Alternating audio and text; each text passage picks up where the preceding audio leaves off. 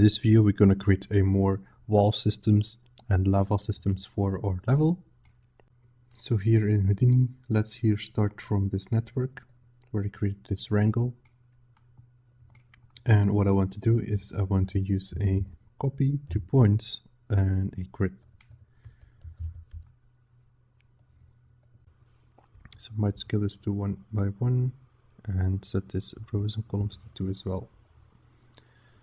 So now we have this result.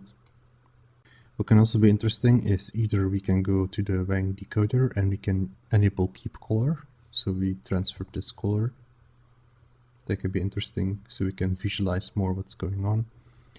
Or another way is you could use the color node. And in the color node itself, we have an option for random from attributes. So when you do this, we can fill in here our random name. And now we have visualized what's going on with the Wang tiles here. So it can be useful. So it's very visual what's going on. Now with this information here, this is then very useful. Like we can filter out where empty spaces are, we can filter out where connections are, we can filter out where the corners are of a room, and so on. So this is a very useful information. Now from here, I also want to do a split node. And again here, I want to split based on when there is a lava part or not. Might as well go here and copy paste this over here, set this to point. And now we have the part with the lava and without. So we can change that easily. Now from here, I want to actually use these empty spaces. And one thing that I might want to change is that I want to continue the empty space here as well, even though it's in lava or not.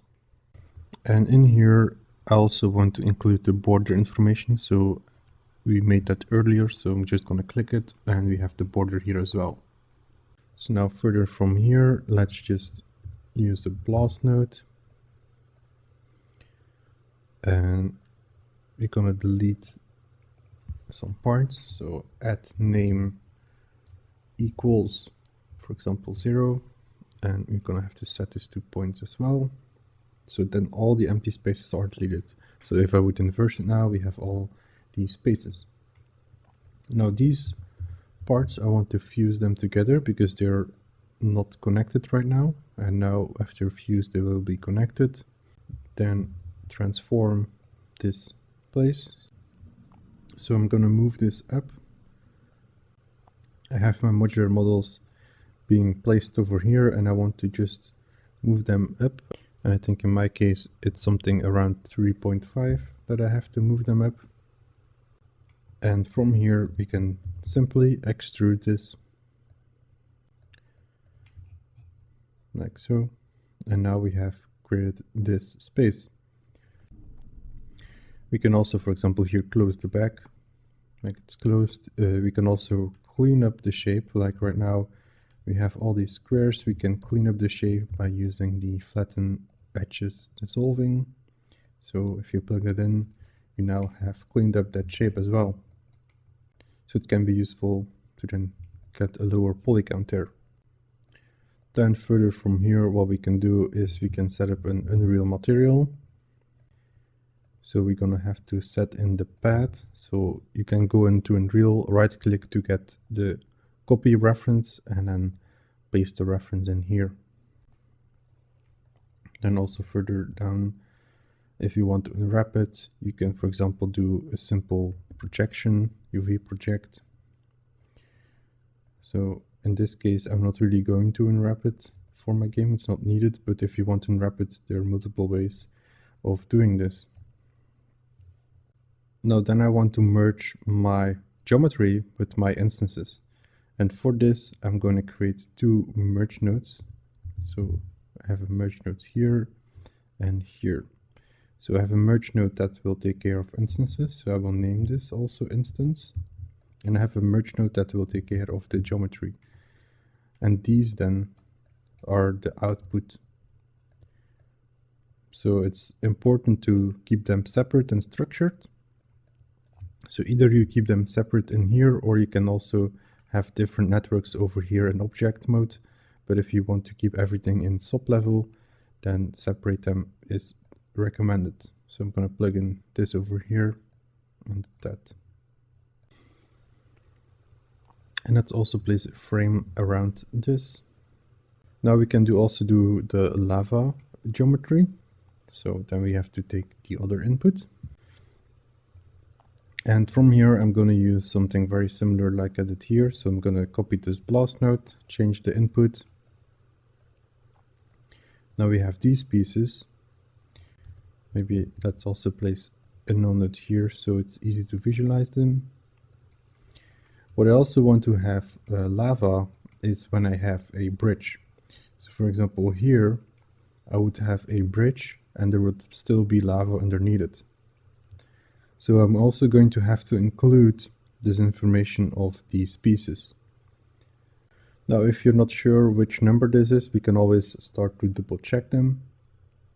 So in here, I need the information of these pieces. So these numbers are number 90 and a bridge is number 86.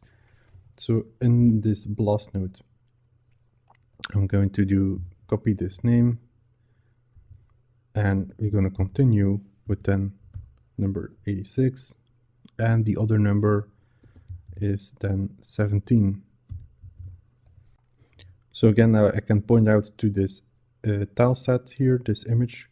So number 17 and 86 were like these straight pieces which I used for a bridge. Then fusing these parts together, they're one big piece. You can see the color is getting merged. And use the dissolving edges again, so dissolve. And from here we can then just use a transform and decide how deep the lava should go. So this would be the level the player plays on, and then we can decide how far it should go. And I think something like -10 would be okay. Now again here we can use the Unreal material. And also we can do some UV projection on this here as well. And that would be finished then. And put a frame around it. And plug this in with the geometry. Now I'm going to quickly start up Unreal and set up some of these material instances and then test it out in Unreal as well in how everything is looking.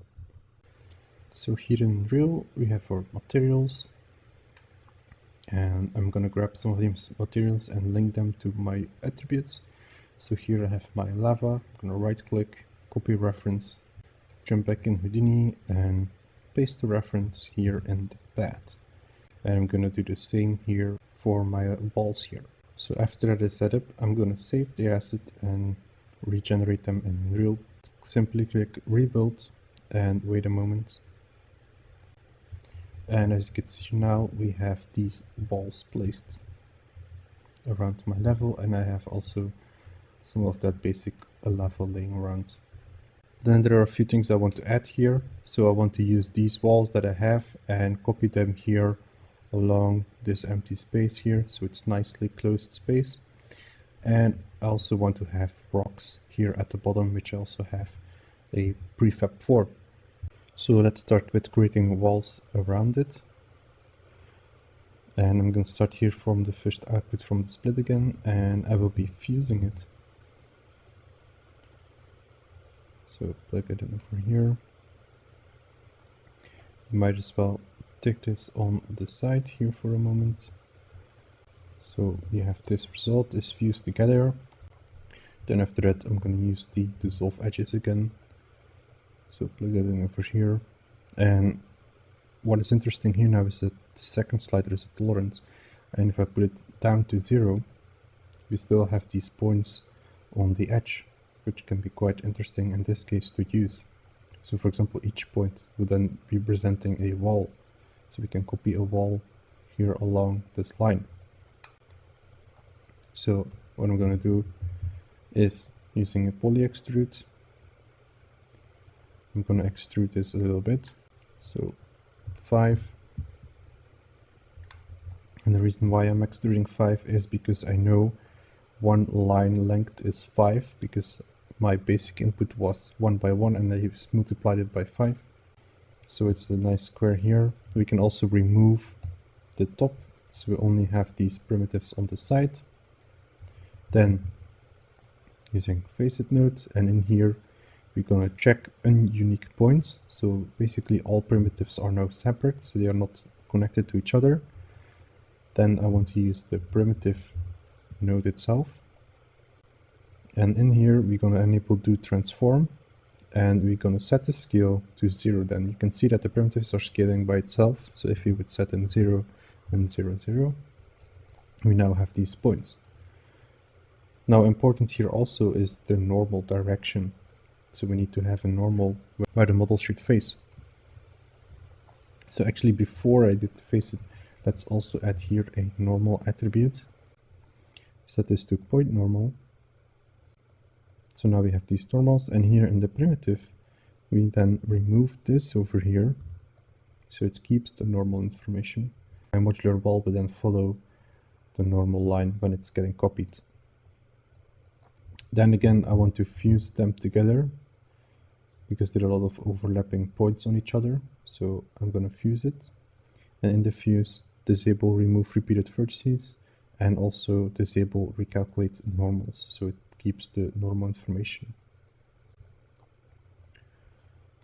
Now from here, we're going to have one problem. So if I place walls along all these sides, what would happen if there was a door here or a bridge or another room? So it would just keep placing walls.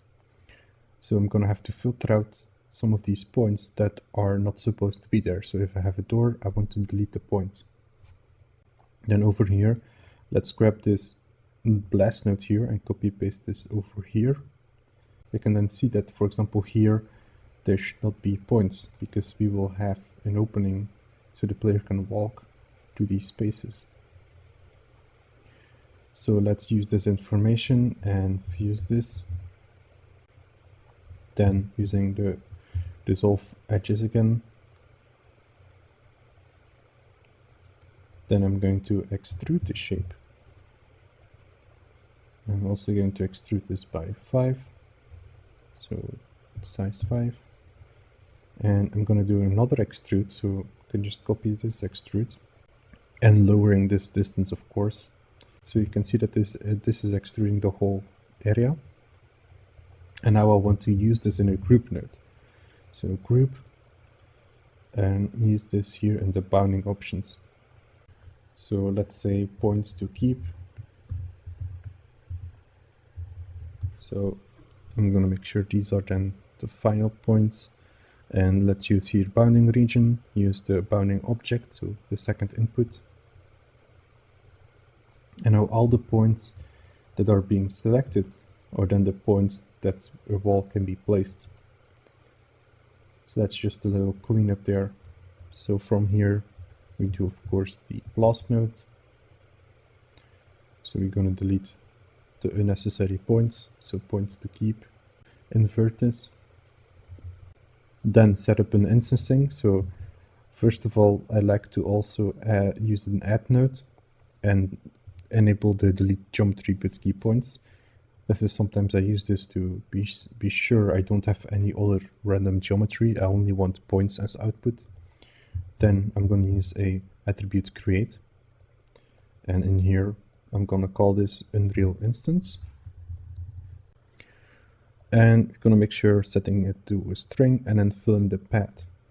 So in here in Unreal, we're going to go to my prefab, and here right click again, copy a reference and use this in Houdini. So place it in over here, and this is an instance, so let's connect this with the instance attributes here. So that is set up. Let's also adding a frame. So these are then the wall parts. Then here for the lava, I want to add some rocks at the bottom. So you're going to use this information now. And I actually want to start very similar here. So maybe I'm going to put this up higher and go from here. So from this information, I'm going to place down a extrude node. So let's use an extrude. And in this extrude node, I'm going to set the distance to -5. So I'm going to again create a square shape. Then I also want to restore some of these lines that were equally dividing the spaces. So either you could use a resample here. And then you see we have these spaces, so we could resample, for example, on 5. Then we have restored these spaces. You can also take resample by polygon edge, can be useful.